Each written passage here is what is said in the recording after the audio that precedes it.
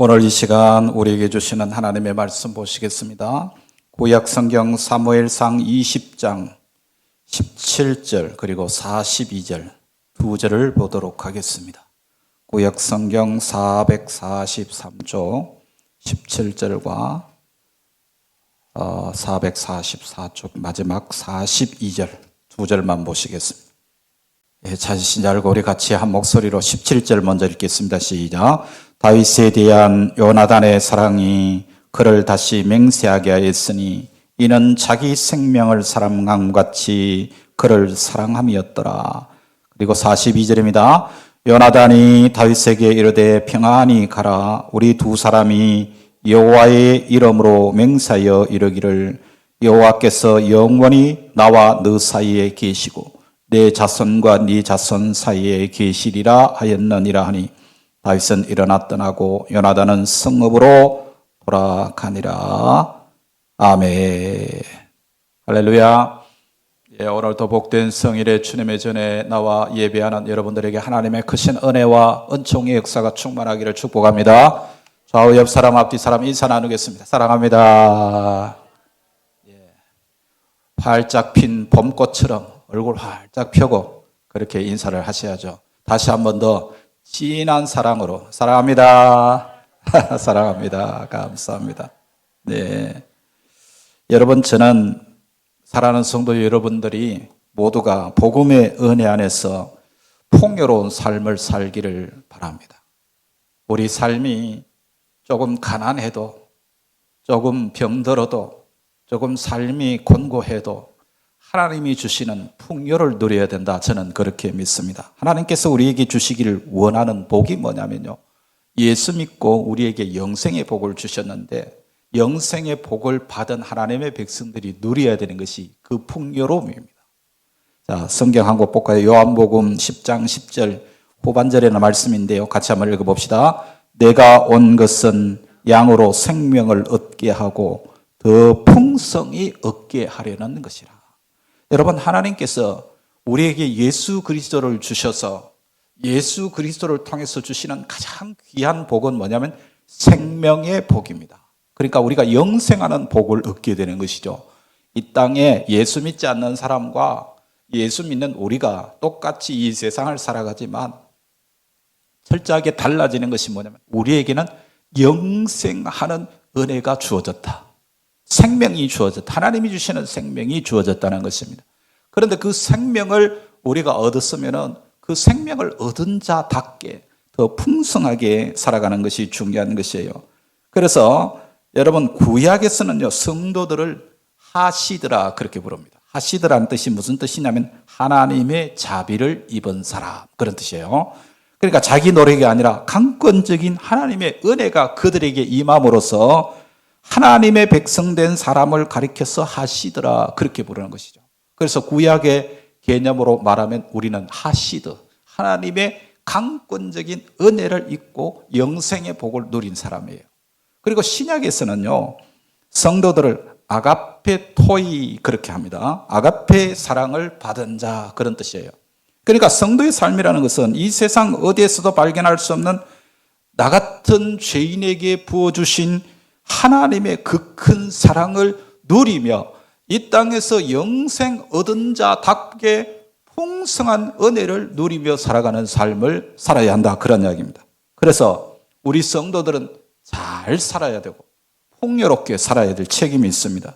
예수님이 우리를 위해서 엄청난 대가를 지불했기 때문에 우리는 함부로 살면 안 된다는 이야기입니다. 잘 살고 멋진 인생 살아야 우리를 위하여 자신을 십자가에 내주신 예수님의 그 사랑에 바르게 응답하는 것이에요. 하나님이 나를 사랑하시고 나를 위한 놀라운 계획을 갖고 계신다는 이 내용이 복음의 가장 중요한 핵심 원리 아닙니까? 이 말은 우리가 단순히 이 땅에서 복받아서 형통한 삶을 사는 것만 말하는 것이 아니라 아가페의 사랑이 내 심령에 가득 채워져서 흘러 넘치는 삶을 사는 사람, 그러므로 내가 내 몸을 불사르게 내어줄지라도 이 아가페 예수님의 십자가의 사랑이 나에게 없으면 아무 유익이 없는 거예요. 그래서 우리는, 성도는 이 아가페의 사랑을 받은 자들인데 이 풍요로움을 누려야 할 자들인데 너무나 주눅들어서 살아가고 있어요. 예수를 믿으면서도 하나님께서 주시는 이 영생의 복을 누리고 살아가는 하나님의 백성들이 왜 이렇게 주눅들어서 살아갈까 하는 안타까운 생각을 가질 때가 많이 있습니다.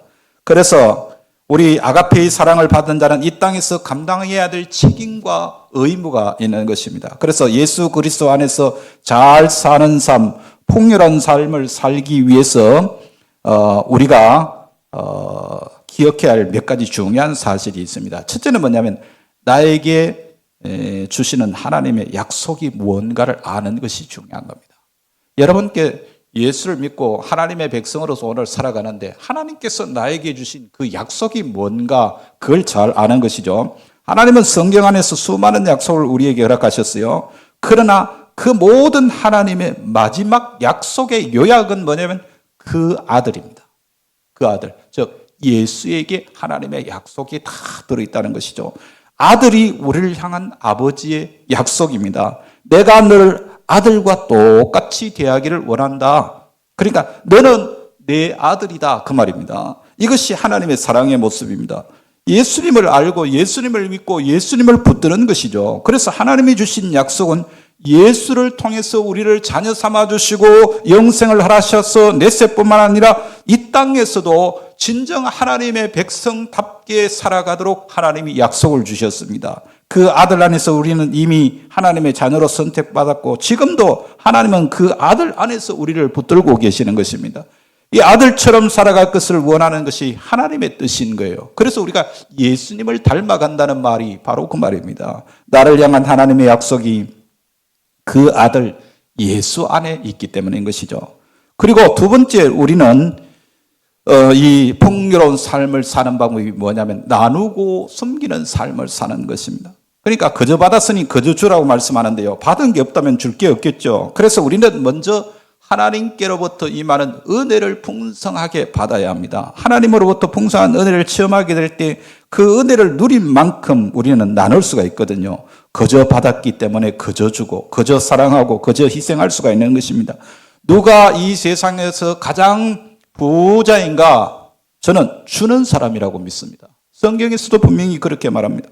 어떤 부자가 있었는데 자기 재산이 얼마인 줄 모를 정도로 아주 많은 재산을 가진 분이 있었답니다. 그가 죽을 때가 되니까 재산을 그냥 그대로 놔두고 죽는 게 너무 억울했습니다. 그래서 재산을 전부 수표로 바꿨어요.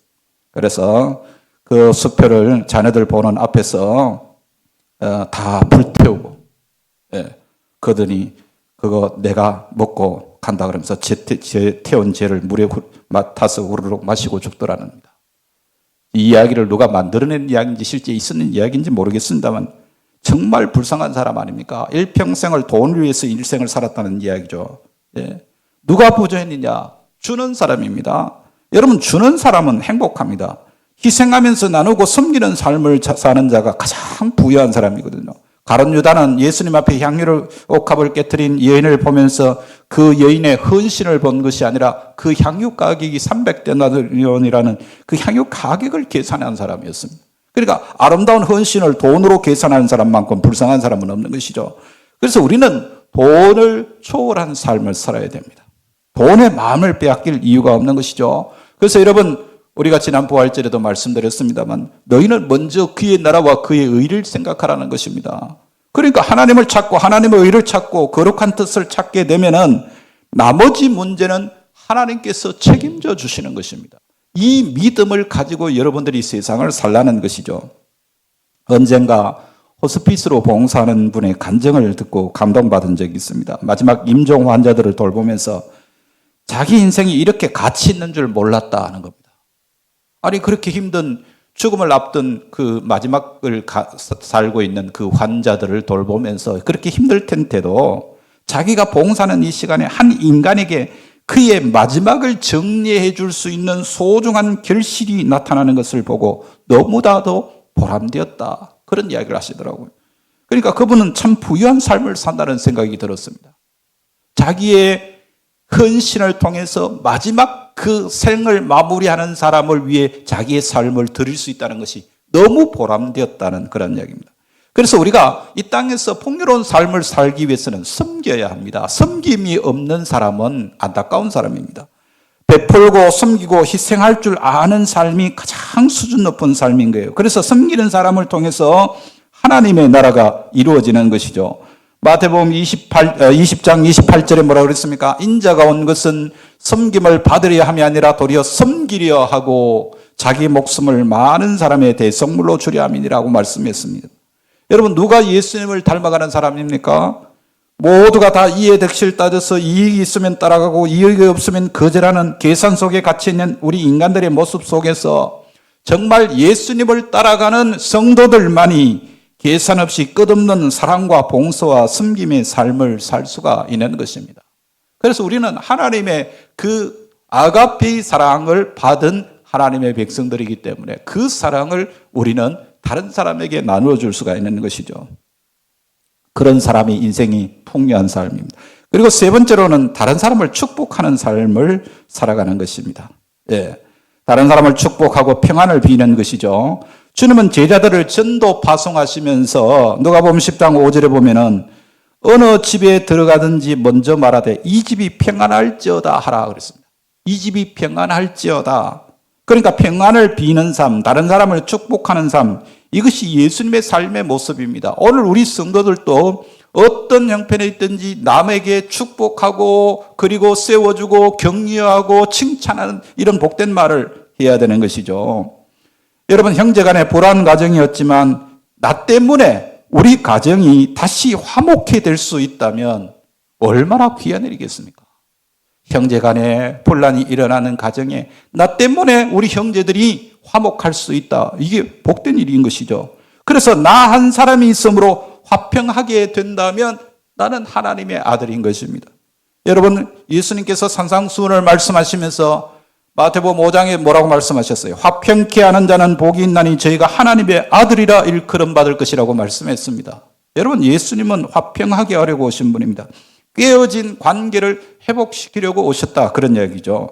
말 한마디를 하더라도 살리는 말, 좋은 말, 격려하는 말을 하십시오. 농담을 하더라도 죽이는 말 하지 말고 소망적인 이야기를 해주시기를 바랍니다. 이런 사람이 부유한 사람입니다. 나는 주는 사람이다, 베푸는 사람이다. 하나님이 이 가정을 살리기 위해서, 하나님이 이 교회를 살리기 위해서 나를 이곳에 파송했다라고 하는 그런 믿음을 가지고 살아야 되는 것이죠. 입만 벌리면 축복의 말이 나와야 합니다. 우리는 빛의 자녀이기 때문에 내가 머무는 곳마다 빛이 나와야 됩니다. 빛이 없으면 너무 어둡겠죠. 어떤 사람이 와서 주님 앞에 묻습니다. 세상에서 어느 계명이 제일 큽니까? 물었습니다. 주님이 말씀하시기를 성경에 어떻게 기록되었느냐 물으십니다. 모든 율법과 선지자의 대강령, 하나님 사랑하고 이웃을 사랑하라는 것입니다. 그래서 예수님께서 말씀하시기를 마음을 다하고 성품을 다하고 뜻을 다해서 하나님을 사랑하고 이웃을 내 몸과 같이 사랑하라, 그렇게 말씀하셨어요. 그러니까 형식적으로 하지 말고 정성을 다해서 가슴으로 하나님 사랑하고 이웃 사랑하라는 말씀입니다. 성경의 모든 마지막 결론이 뭐냐면요, 하나님 사랑을 받은 자는 하나님의 사랑으로 살라는 겁니다. 사랑이 결론인 것이죠. 그래서 사랑하는 사람은 하나님을 닮은 사람이고 사랑하는 사람은 예수님의 생명으로 살아가는 사람인 것입니다. 우리가 예수 믿는다고 하는 것은 베풀고 희생하고 나누는 것을 말하는 것입니다. 여러분, 신약 시대를 살아가는 우리는 왕 같은 제사장으로 부르셨다고 말씀하셨죠. 왕이 뭡니까?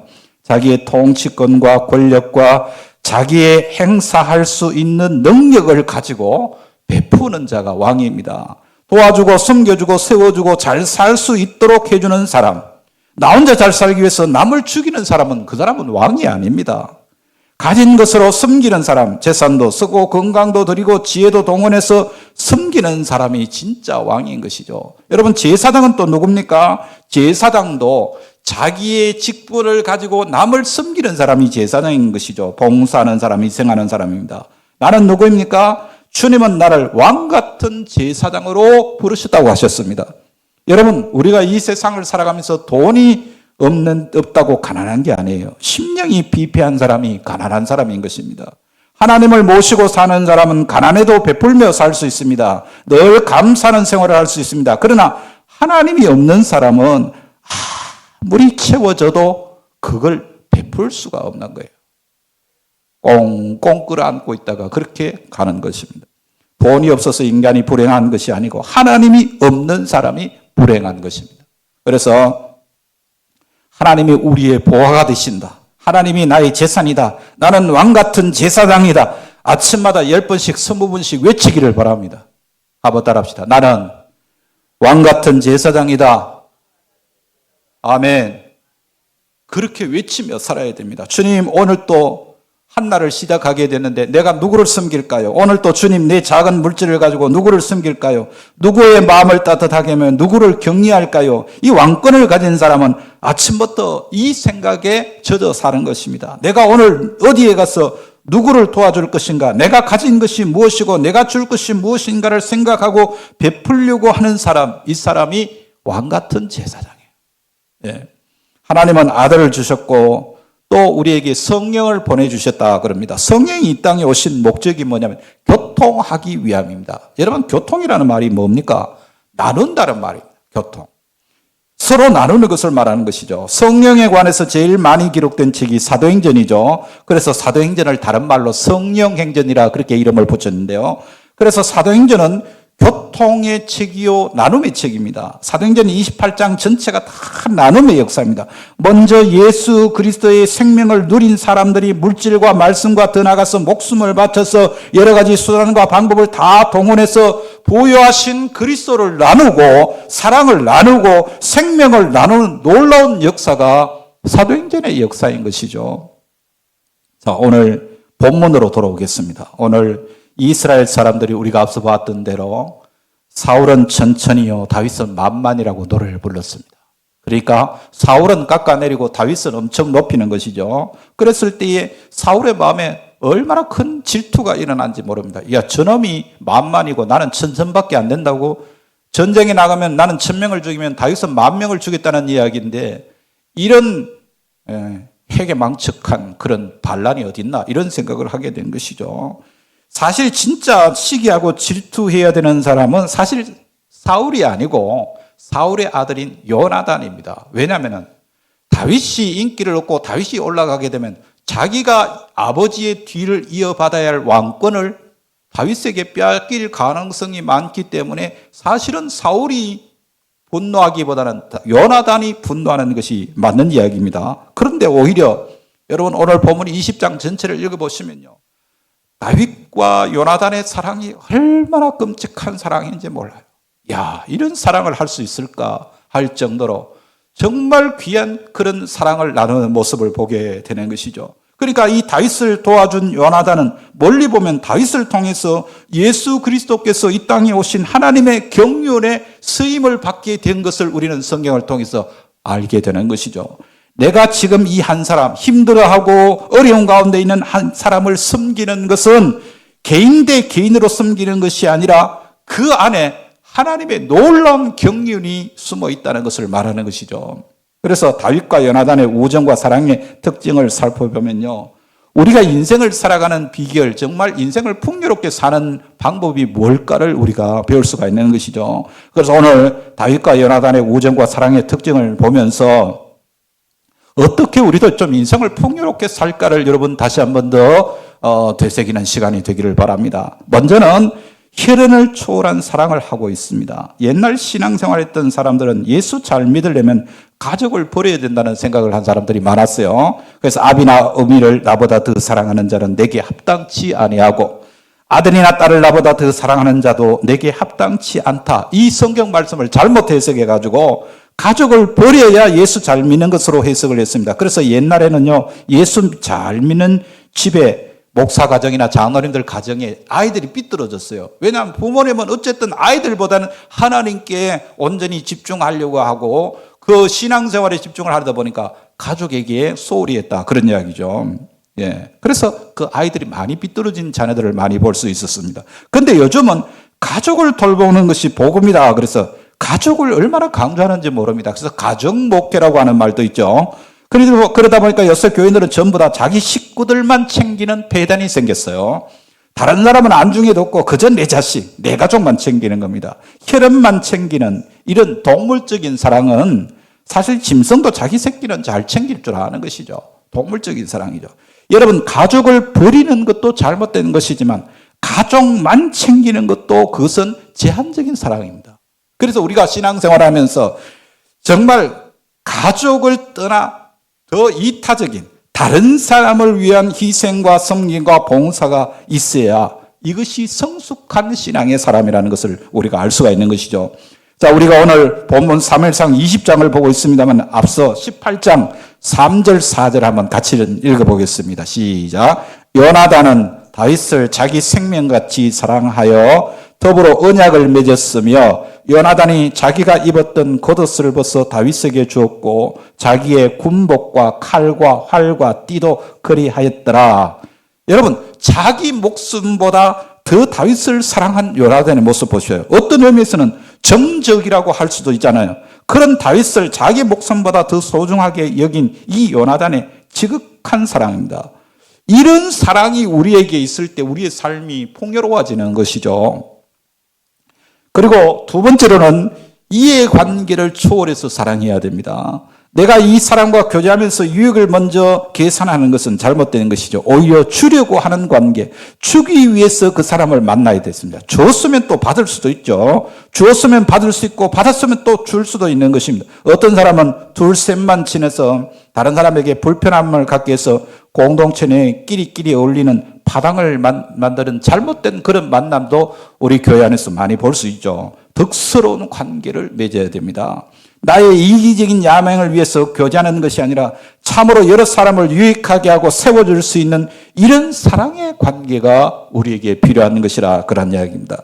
그리고 세 번째로는 우리가 마음을 열고 교제하는 사랑이 필요합니다. 18장 1절 말씀 여러분 한번 읽어볼까요? 시작. 다윗이 사울에게 말하기를 마침에 요나단의 마음이 다윗의 마음과 하나가 되어 요나단이 그를 자기 생명같이 사랑하니라. 여러분, 마음이 하나 되었다라는 표현이 나오는데 이것은 마음의 비밀을 서로 나누는 관계를 말하는 것이죠. 신약 성경 야고보서 5장 16절에도 보면요, 비슷한 말씀이 있습니다. 같이 읽어볼까요? 그러므로 너희 죄를 서로 고백하며 병이 낫기를 위하여 서로 기도하라. 의인의 간구는 역사는 힘이 큼이니라. 여러분, 서로 고백하며라는 말을 주목해 보세요. 정신의학적으로 사람이 건강한 사람은요, 자기를 털어놓는 사람이에요. 자기 속에 있는 것을 상대방에게 이야기할 수 있는 상대를 찾아서 그것을 털어놓는 사람입니다. 슬픔을 말할 수도 있고 자기의 엄밀한 죄를 이야기할 수 있는 그런 친구를 가진 사람, 이런 사람이 건강한 사람이죠. 우리는 하나님을 믿지 않습니까? 그러나 이 땅에서 하나님 다음으로 내 몸처럼 사랑하는 지체가 있어야 됩니다. 비밀이 많은 사람은요, 우울증에 걸릴 확률이 굉장히 높습니다. 자기 고독을 즐기고 은밀하게 혼자 하기를 좋아하는 사람은 정신건강에 별로 좋지 않습니다. 누구라도 좋으니까 한 사람 이상 가슴을 열 수 있는 마음이 통하는 여러분 친구를 만드시길 바랍니다. 그게 우리의 삶이 얼마나 풍요롭게 되는지를 모릅니다. 스위스의 정신과 의사이며 기독교 저술가인 폴 툰이라는 분이 쓴 책에 비밀이라는 책에 이런 말이 나옵니다. 서로 얼마만큼 비밀을 아느냐에 따라서 그 우정의 단계가 발전한다. 여러분, 어떤 면에서 인간의 친밀감이란 비밀을 더 깊이 더 많이 나누는 그런 삶이 우리 인생의 예술이라는 거예요. 여러분, 가슴을 열어놓을 수 있는 친구가 있습니까? 내 슬픔이나 내 비밀을 스스럼없이 이야기할 수 있는 친구. 뭐 부부관계라면 더 좋겠죠. 그러나 부부관계에서 그 나눔을 갖지 못한다고 할지라도 이 땅에서 우리가 꼭 이런 우정관계를 나누는 영적으로 정신적으로 이런 관계가 필요한 것입니다. 자, 그래서 함석헌 선생이 쓴 수평선 너머에서라는 시집이 있어요.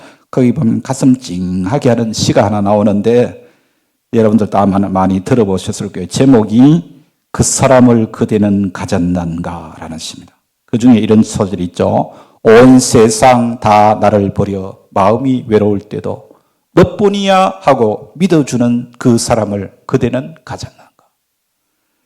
여러분, 요새는 부부간에도 통장 따로 쓰고 재산 등기도 따로 한다고 합니다. 부모가 자식을 믿을 수 없고 형제가 형제를 믿을 수 없는 참 비극적인 시대에 우리가 살아가고 있는 것 같아요. 그러나 예수의 피로 맺어진 우리 성도들만큼은 신용장이 오가지 않아도 그래, 너뿐이야. 이렇게 믿어줄 사람이 우리 교회 안의 성도들끼리 이루어져야 되는 것입니다. 서로가 서로의 약점을 이야기하고 비난하고 욕하는 그런 관계가 아니라 우리가 정말 마음을 털어놓고 함께 이야기를 나누고 고민을 이야기하고 기도 제목을 나눌 수 있다면 이게 얼마나 귀한 풍요로운 삶이 될까 하는 생각을 합니다. 우리 성도들이 그런 삶을 살아가시기 바랍니다. 주일날 한번 와서 목사를 만나고 가는 그런 관계가 아니라 여러분들이 아픔이 있으면 전화라도 해서 목사님 이런 일이 있는데 기도해 주세요. 여러분의 아픔을 함께 나눌 수 있다면 목사로서는 얼마나 귀한 일이고 또 그것이 감사한 일이겠습니까? 여러분들의 비밀을 안다는 것 자체가 여러분을 위해서 기도할 수 있다는 것이죠. 그래서 너무나도 귀한 것이죠. 여러분, 그리고 네 번째로는 다윗과 요나단의 사랑은요, 하나님의 사랑, 즉 진리로 사랑을 했습니다. 사무엘상 20장 23절, 오늘 본문 23절 같이 읽어봅시다. 너와 내가 말한 일에 대하여는 여호와께서 너와 나 사이에 영원토록 계시느니라. 그리고 마지막 42절 다시 읽어봅니다.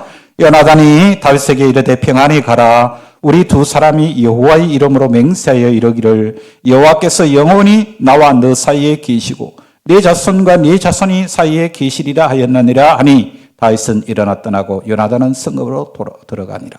자, 하나님께서 너와 나 사이에 영원토록 함께 하신다는 약속이죠. 이건 감정적인 문제가 아니다. 영원한 하나님 앞에서 우리가 맹세하자고 서로 인격을 걸고 약속한 관계라는 거예요.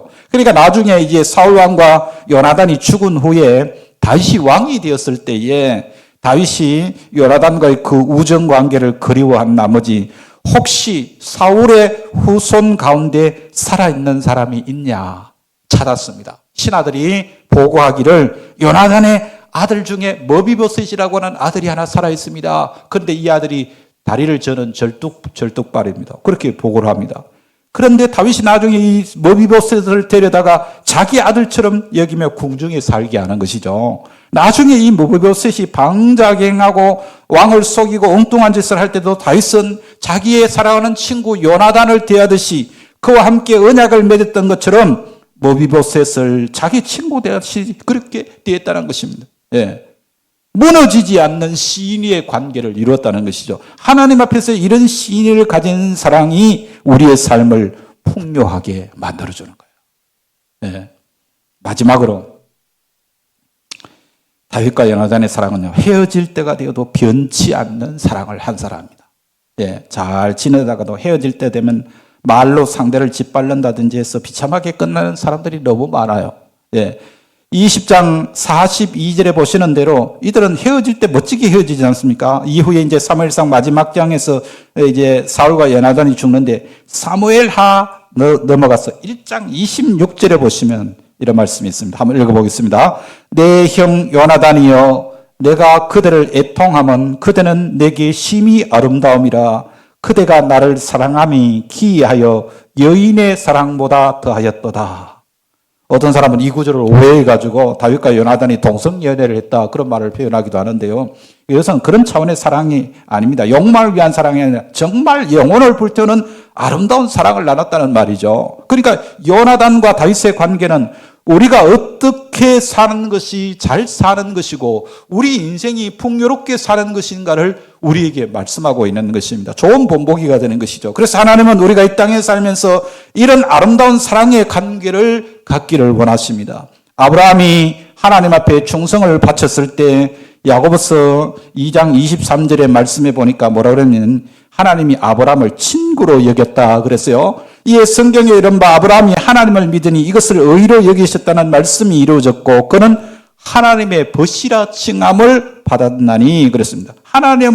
하나님께서 아브라함을 벗이라 친구라고 여겼다는 것입니다. 얼마나 멋있는 장면입니까? 하나님을 인간을 친구라고 여겼다는 것입니다. 또 요한복음 15장 13절 이하 15절까지 말씀해 보면요. 같이 읽어봅시다. 사람이 친구를 위하여 자기 목숨을 버리면 이보다 더 큰 사랑이 없나니 너희는 내가 명하는 대로 행하면 곧 나의 친구라. 이제부터는 너희를 종이라 하지 아니하리니 종은 주인이 하는 것을 알지 못함이라. 너희를 친구라 하였노니 내가 내 아버지께 들은 것을 다 너희에게 알게 하였음이라. 여러분, 하나님을 위해서 일만 하는 종이 아니라 내 비밀을 너에게 다 알려주는 친구의 관계로 이제 내가 너를 만나기를 원한다. 주님은 그렇게 말씀하신 것이에요. 여러분, 그 관계의 철학을 말하는 현대 철학자 중에서 마틴 부보라고 하는 분이 있습니다. 마르틴 부보. 그 책 가운데 나와 너라고 하는 아주 고전적인 책이 있는데 이 책을 우리 신학교에 들어가면 신학생들이 필독서로 읽게 되는데요. 이 나와 너라는 책에 보면 현대인의 인간관계가 어떻게 설명하냐면 첫 번째는 그것과 그것의 관계. 예. 물건과 물건이 만나듯이 서로를 이용하고 가치가 없을 때 버리는 관계. 그것과 그것의 관계라는 겁니다. 비극적인 관계이죠. 무인격적인 관계를 말하는 것입니다. 그 다음에 두 번째 관계는 나와 그것의 관계입니다.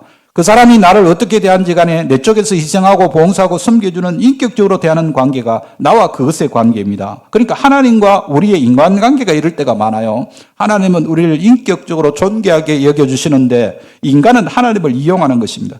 그래서 좀 얻어먹을 게 있다 싶으면 열심을 내다가도 내 마음대로 안 되고 기도 응답이 빨리 안 되면 도망가 버리는 거. 이게 뭐냐면 나와 그것의 관계라는 거예요.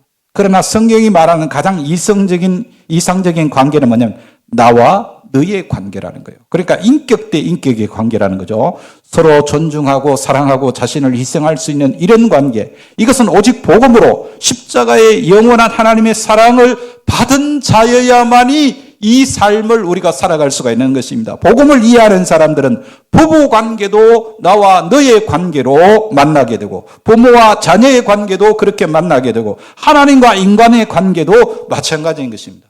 우리가 잘 아는 요한복음 3장 16절 뭐라 그랬습니까? 하나님이 세상을 이처럼 사랑하사 독생자를 주셨으니 여러분 하나님이 나를 위해서 희생하셨듯이 이 사랑을 경험하고 성숙한 모습으로 응답하는 사람이 하나님의 백성 아니겠습니까? 끊임없이 줄 수 있고 희생할 수 있고 섬길 수 있는 아름다운 관계 이것이 주님이 우리에게 요청하시는 사랑의 응답이라는 것입니다. 그래서 성경이 말하는 봉사나 섬김이나 헌신이라고 하는 것은 남을 희생시켜서 이루는 것이 아니라 나를 희생시켜서 생명을 살리는 것입니다. 여러분 다윗과 요나단 같은 우정관계, 사랑의 관계를 살 수 있는 사람이 정말 부유하고 복된 인생을 살아가는 사람인 줄로 믿습니다. 오늘 또 우리가 교회에서 그저 일주일에 한번 만나는 것으로 끝나는 것이 아니라 여러분 우리 성도는 이 끈끈한 하나님의 사랑으로 인하여 우리 성도를 사랑하는 그런 사랑의 관계로 성숙되어져야 할 줄로 믿습니다. 이것이 우리 삶을 풍요롭게 사는 비결이라는 것이죠. 그래서 풍요로운 삶을 살아가는 여러분들이 되시기를 축복합니다. 주님을 닮은 사람들은 사랑하며 섬기는 사람입니다. 희생하고 봉사하며 축복하는 사람입니다. 살리는 일을 위해서 평안과 복을 빌고 생명을 말하는 사람입니다. 이 일을 하다고 하나님께서 저와 여러분을 불러주셨습니다. 하나님 사랑받은 자로 인생을 풍요롭게 살아가는 복된 성도들이 되시기를 주의 이름으로 축복합니다. 기도하시겠습니다.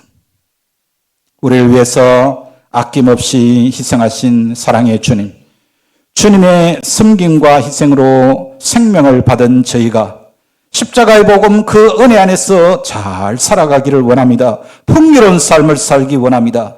자기의 이익을 위해서 남을 해치며 살아가는 이 죄악된 세상 속에서 다윗과 요나단처럼 이해관계를 뛰어넘는 초월적인 사랑, 진실된 사랑을 함으로 인생이 풍요로워지게 하여 주옵소서. 하나님이 세상을 이처럼 사랑하사 저희에게 독생자를 주신 것처럼 이제 우리도 온전히 주님을 닮아 희생제물로 나를 내놓는 인생, 희생하고 봉사하고 섬기고 헌신하며 사랑하는 풍요로운 삶을 살아갈 수 있도록 우리 모두에게 은혜를 베풀어 주시옵소서. 하나님 아버지, 육신의 질병으로 고통 중에 있는 환우들을 기억해 주시기를 원합니다. 주님의 거룩하신 이름으로 치료되게 하여 주옵소서. 낙심한 주의 백성들 다시 일으켜 주시기를 원합니다. 아버지 하나님, 심령이 연약한 자들 주님의 성령의 역사하심으로 말미암아 그 연약한 심령이 견고해지는 역사가 나타나게 하여 주시기를 원합니다. 객지에 나가 있는 주의 자녀들을 붙들어 주시옵소서. 군에게 있는 주의 자녀들을 주님 동행해 주시옵소서. 어떤 형편에 있든지 아버지 하나님이여 사랑하는 성도들 늘 주님과 동행하게 해주시기를 원합니다. 오늘 또 주님 앞에 예배하는 성도들을 붙드시고 은혜 중에 인도하셔서 성령의 역사심을 체험하는 복된 성도들 되게 하여 주시옵소서. 우리 구주 예수님의 이름으로 기도드리옵나이다. 아멘.